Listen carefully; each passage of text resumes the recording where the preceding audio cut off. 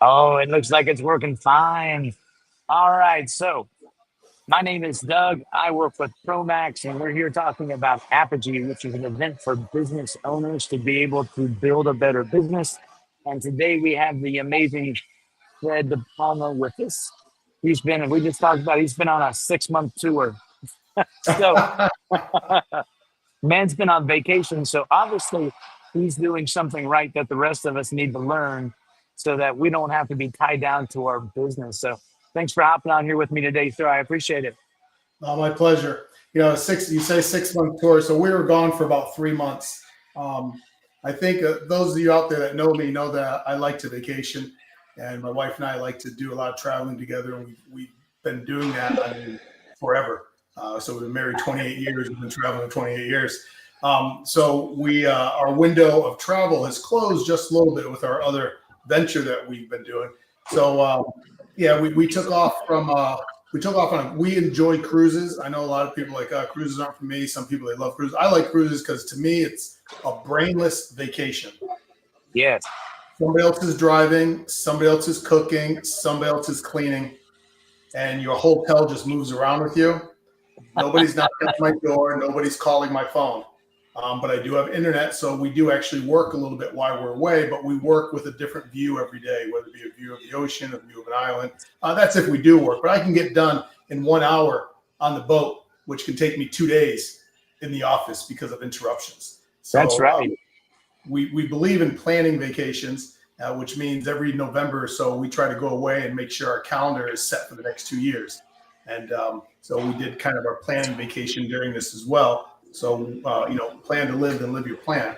We have to get it going. But yeah, we took off from Long Beach on a cruise ship that went to Tokyo, Japan, by way of Alaska and some other stops in Japan. Then we hung out in Japan for a week. Then we came home for a few weeks to tie up some things.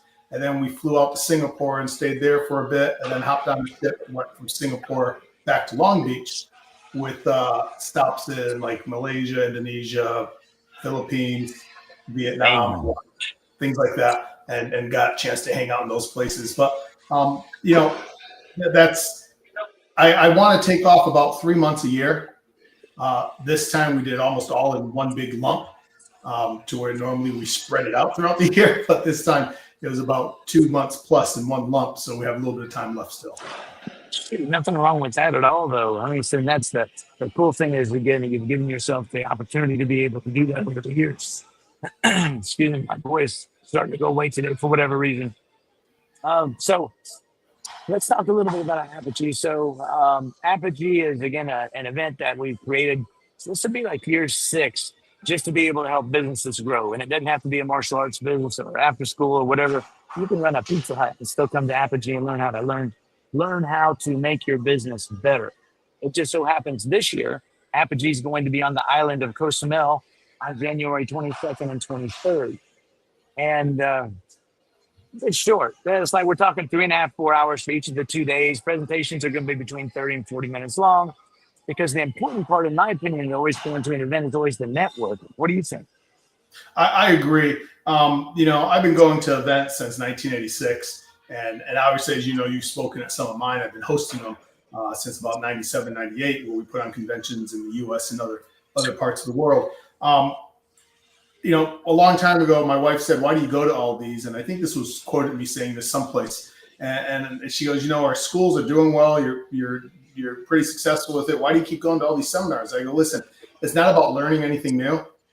It's about being around like-minded people that get me motivated to understand my lifestyle and what I do for a living. And when I'm around them, it reminds me of what I do. How many people are in the martial arts world, say, or even self-employed, and family just don't get it, and friends just don't get it. Self-employed is one thing, but self-employed and a martial artist, they when are you going to get your serious job? So when I get around other martial artists that are professional martial artists, it just gets me motivated to do things again. And I'll tell you what, every time I've gone somewhere, I don't care where it is, I always pick up something. That's the Yes, bonus. sir. I go to hang out and to get myself motivated, but I always pick up something new. It could be for somebody who just opened a school, or somebody who's been open like 100 years. It doesn't matter. There's always some little gem in there that you go, you know what? I can tweak what I'm doing just that little bit. Oh, why did I think of that? Or the best ones ever is like, man, I used to do that back in '87. I stopped. I need to get back to that. That's a good one. Why did I stop doing that? And it's just those reminders, because every year we're throwing a million things of what to do to improve your school, because somebody got something new and shiny on the block and it worked for them, so they want to share it with everybody. So everybody keeps chasing and changing, and sometimes it's not always about the change. It's about improving your skill, learning how to present it, and then growing your business from there. Yeah, I was just talking to a COO of another company earlier today about Apogee, and I was telling him, I was going, I was an event junkie for a long time. If there was an event, I was at it, and I would go back through my notebooks and my notes that I would take 5 years later, and I'd see stuff that I was going, ooh, I should have implemented that 5 years ago. I'd be way ahead of the curve, and I just didn't do it for whatever reason. But then, okay, we put it in there, and that just made the business that much better. And, I'm lucky enough that I get to live in Mexico now while my business in the States continues to run, because of the amazing people we have who have an amazing support system behind them. So, again, you can, you want to be gone for a week, 2 weeks, 6 weeks, whatever it is, you have the chance to do it. Well, and that's the thing.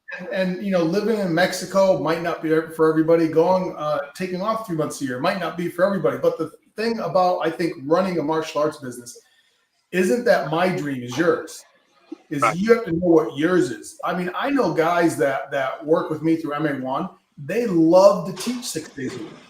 They love it. That's their passion. And then somebody else is out promoting like, you shouldn't be working at your school. It's like, but that's what they love to do. So don't take it away. They're living their dream. That's right. Whatever it is that you love to do, work towards it and love it. Don't chase somebody else's dream, chase yours. And then that's my favorite thing to do is teach as well. I love teaching and being on the mat, but I do that when I want to, not because I have to. But I still love it. I don't do it on a daily basis, so I do miss it a lot, because I'm running another company now that we're spending time with and growing, and it's fun. But I still get on the mat at least once a week. Master's class, all my school managers or owners, we get together for training. I get to run that class, so that keeps my foot in the door. It keeps me excited doing that, unless I'm away. So would that other business have anything to do with football? Yeah. That so I mean, I know you bought it. You bought that team a couple of years ago, or I don't know, a couple of years ago is everything for me now. It might have been 5 years ago when you bought that team, but if you would just kind of share the story behind that, because again, as a martial artist who owns a business, you've got 100 students, and you're thinking, this is just going to be it for my life. This is what I have to look forward to. But you can change that by going to events, and then you can end up being like Fred De Palma owning his own damn football team. It's thanks.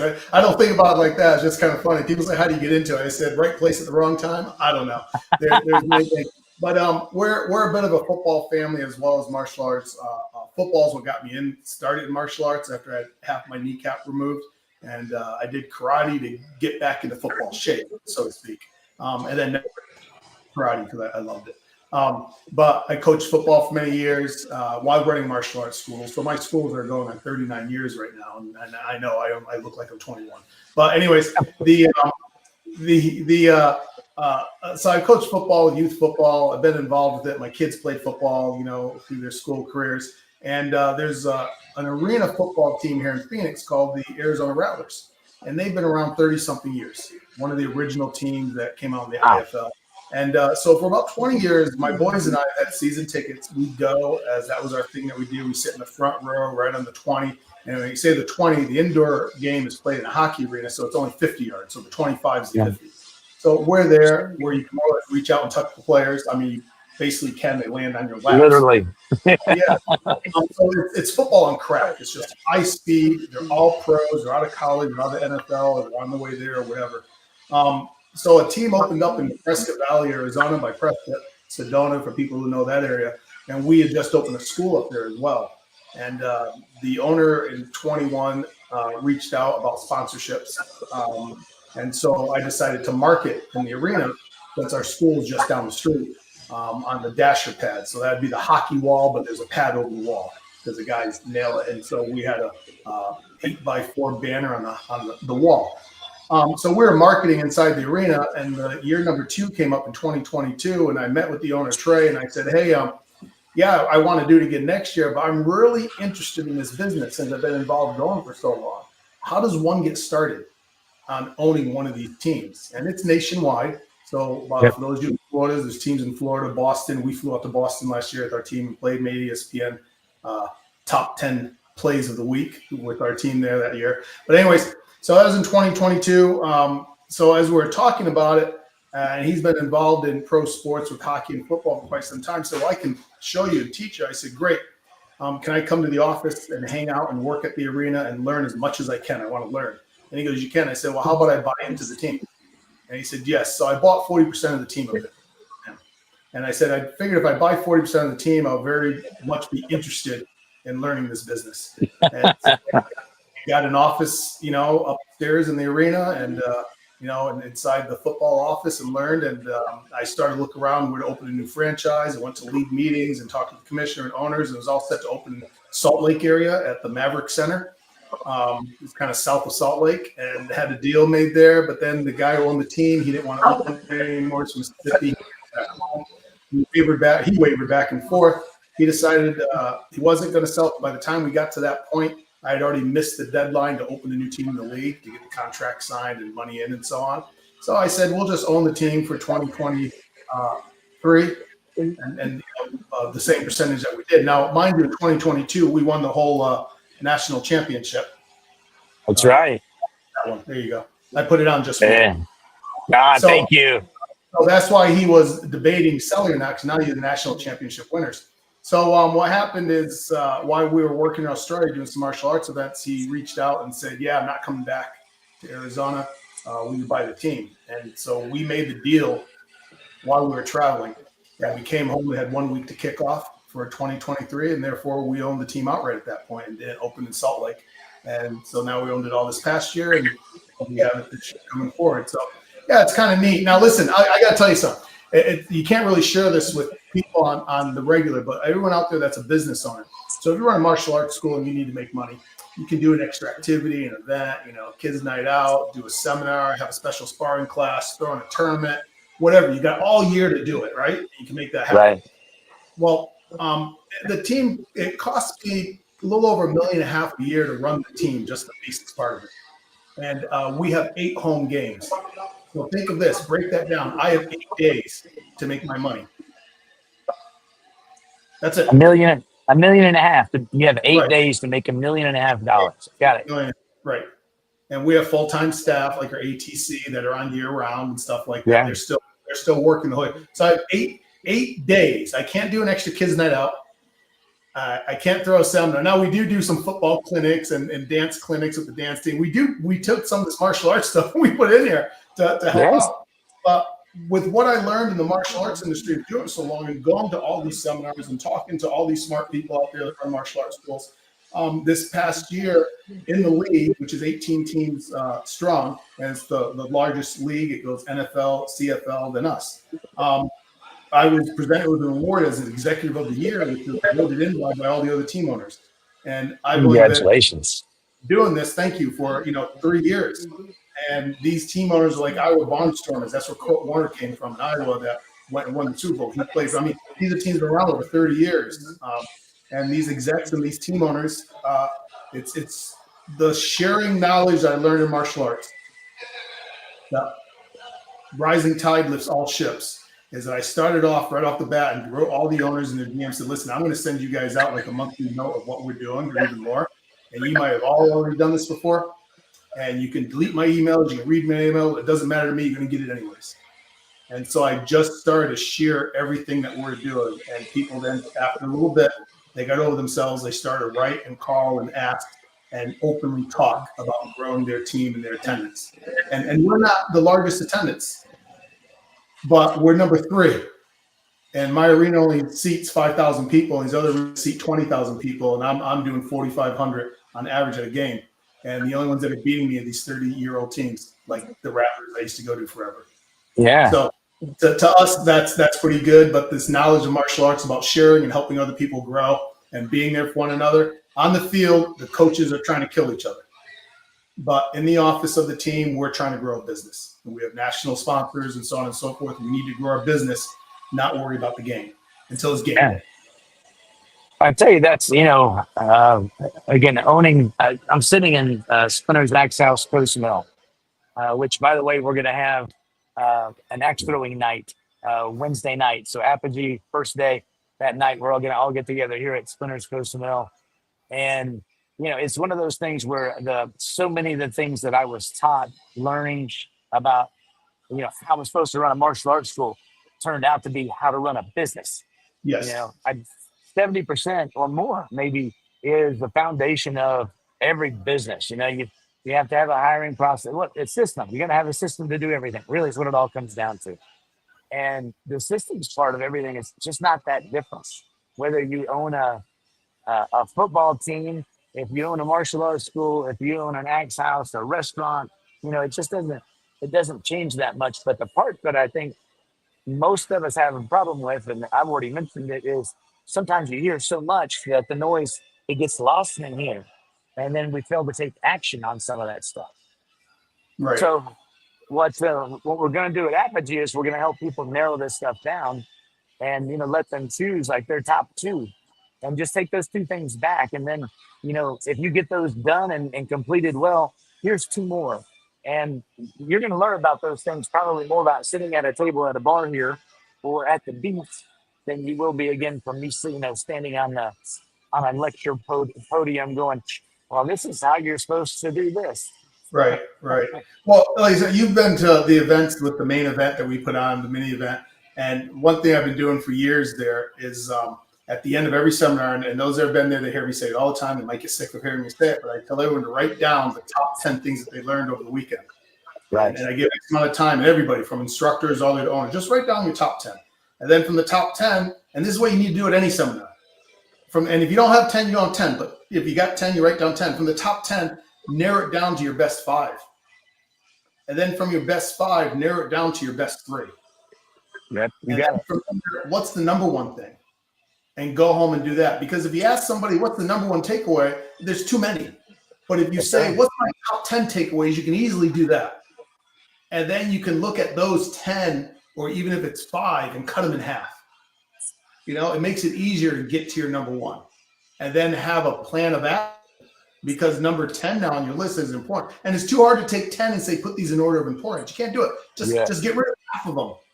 And then, because you can get back to them later. And you're right on, because we go home and we have too many things to do, and you can't. I mean, heck, right now I walk in my garage at this house, and I don't want to go through it. There's too many things to do in it right now, because we have a second house up by the football team, which is my arena is 2 hours from here, and so we're spending a lot of time at that house. I come down to this one, and the garage that's connected to the house is a big, beautiful garage, but man, I'm organized in my garage. My other garage over here with my motorcycles that one's a lot cleaner and organized, but this one, I don't even want to walk in there. Because I don't know where to start.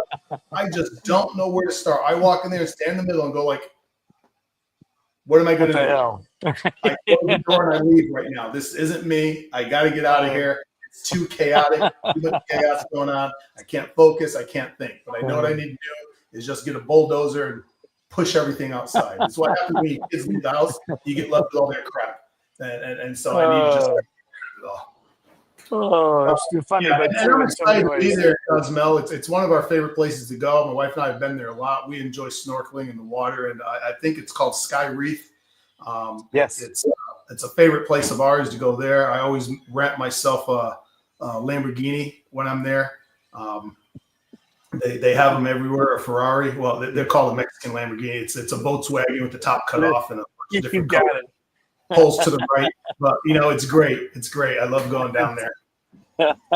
There's so many cool things about the island, and it all comes down to that. Like I said, you've been here several times, so you know exactly what's going on. I'm excited to have you guys come down and see you. First of all, it's been a couple of years since we've been together, so I'm excited to have you guys come down and hang out. And like I said, I hope you stay a week or 10 days just so that you can, kind of unwind a little bit while you're here, and use everything on Mexican time. Yeah, I need a vacation. Our son is getting married in Cancun, the week and a half after your event.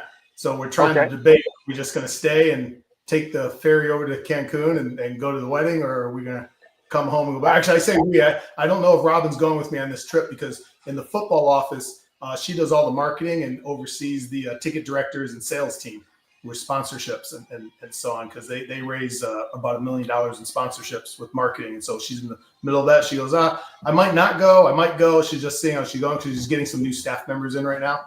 So she's up in the air. She's one of those where I buy a ticket and then it just sits there. Well, You know, hopefully she'll figure out a way that she can get here as well, because a friend of ours had a destination wedding here last year in Cancun, Mike and Chat Bank, and it was a yeah, blast. I was there. You might have actually done the ceremony. Yeah, I'm yeah, just, you yeah. know. Yeah. I performed the wedding. So if anybody wants to get married in Mexico, I can do that for you. Oh man. Well, listen, I don't want to keep you all day. I appreciate you hopping on here with me for a few minutes and just talking about events, Apogee. Like I said, we're going to have a blast while we're here. We just need everybody to make a plan. There's a huge Black Friday offer that we're making. So we don't really celebrate Thanksgiving here in Mexico. So I keep telling myself, tomorrow's Thanksgiving. But on Friday is Black Friday, and that's Right. when we're going to have a $97 offer to come to for your registration to come to Apogee. So it's going to be $400 savings, and Right. we want you to take advantage of that. Go ahead and buy it at $97. It's cheap. More importantly, we've got a place to stay that's literally a half a block from here, where the event and the venue are. Casa Mexicana. The tickets. Listen to me. The rooms are cheap today to buy for January 22nd and 23rd. But the longer you wait, the more expensive those things are going to be. So you can get now as low as $60 for a great room. They have a free breakfast that people die to go to, and of course, buying your plane ticket, because it's a long ass way to drive down here, even if you're coming from Arizona. And the Right. tickets are cheaper today to buy than they are waiting until, oh, I forgot Apogee's coming. So it's January 14th, and I need you to go ahead and buy my ticket. You'll pay $800 for a round trip ticket, where now it's like $250. So Yeah, hop on exactly. that stuff now. And we've been looking that stuff up, and we saw your offer come through. We were trying to share it with everybody. I think it's great because you have a lot of good people coming down there. We were talking beforehand, like, what are my subjects going to be on? I can about anything. When you've been doing martial arts school for almost 4 years and been involved in things, you've kind of done a lot. So I can talk with people on almost anything. Now, the thing is, I don't have all the answers, but let me tell you, I've seen all the problems. And if there's anything I can help somebody else out with not making that same problem or trying to avoid it, that's what I'm there. But if people want to go over one or the other, just sit and chat, I'm there to do that. I love talking shop. It's what gets me excited, and helping other people out, no matter if they're a brand new school or seasoned school. Like I said, I can learn from anybody. Hey, when you teach a class, you have a white belt, and you can learn something because that white belt asks a question from a point of view you never thought of before. So we're You just got that right. trying to learn from everybody. Yeah. And I love having conversations with people that are multiple business owners in different industries. And again, talking about the similarities of how this one is similar to that one, that's similar to this one, and how you take the systems and the basics and make them work. It doesn't matter what kind of business it is, it makes it work, because I've got 3 different ones going on right now, and like I said, there's so many things that are alike. And I'll be in your ear at some point going, "Hey, my friend, let's talk for a minute. I have some questions." Yeah, and you're absolutely right. We also own some office buildings and strip plazas, and that's a whole different industry. Did you say strip clubs? No, we don't go that far. No tenants either do that, as far as I know. It's a different business, but at the same time, some of the same structure, especially as the landlord, you're dealing with your property managers that have to deal with your tenants. And when you're a small business owner as well, you get what your tenants are saying. Yes, sir. Everything, but you understand because you've been there too. So, you work a little. I think you work a little bit better with people. And martial arts, the customer that we learn in martial arts is incredible. Absolutely. It carries over into so many things. And I can already see this is going to be a continuing pattern, because this is part of the same conversation I had earlier today. How the values that you learn in a martial arts class carry forward to different aspects, not just of life or a person, but even the businesses that you create as you move on. So I can see that thread is going to continue to go through Apogee this time. All right, again, Perfect. Mr. De Palma, go ahead. I'm sorry, go ahead. Oh, I just said perfect. Perfect. Thank you so much for joining me. I appreciate that. Looking forward to seeing you and hopefully Robin too when you guys get to the island. And let's just make sure that we all have a good time and everybody walks away making sure that they learn something to make their business a better place to go for them. Great. Well, I'm looking forward to it, and I can't wait to learn and talk to everybody. So thanks for having me out and for having me on the call. My pleasure, my friend. Thank you.